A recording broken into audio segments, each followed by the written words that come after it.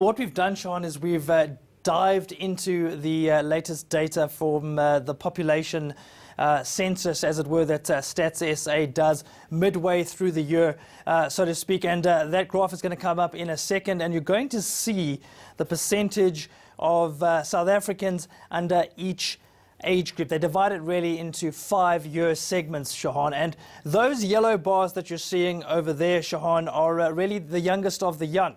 0 to 4, 5 to 9, 10 to 14. And what I can tell you is that together, those demographics make up nearly 30% of all South Africans. So when we say that we are a young nation, we literally mean exactly that. Millions of South Africans are really in their formative years. And what you can see with those blue bars as they go steadily down, Shahan, that's the percentage of South Africans who tend to be a little bit older. I'm going to bring it into even starker focus, Shahan, as we take a look at our next set of numbers. Focus, Shahan, on that green element. So what we've done there is we've taken the South Africans that are under the age of 34. I think you might just squeeze in there, Shahan.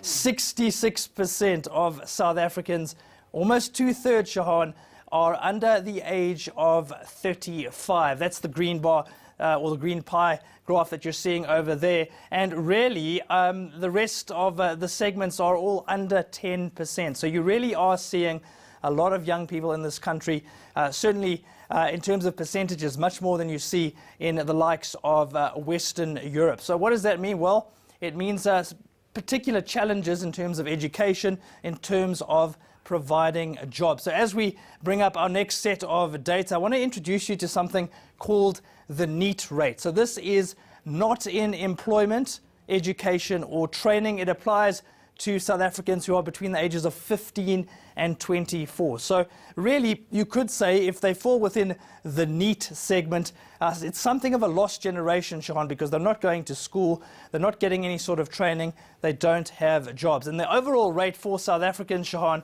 32.4%. But there is a strong gender and racial bias to this, and I'm going to explore that very, very quickly. Let's focus on females, particularly black females, Shahan, and that number shoots up to 37%. Coloured females, a little bit lower as we bring up that number. It is 32% for that particular demographic. Quick look at Indian or Asian females, slightly lower, 31%. And a historical bias with white South Africans, 17%. That's white female South Africans. So certainly, Shahan, in terms of gender, in terms of race, there is a long way to go to correcting the problems of the past among South Africa's youth.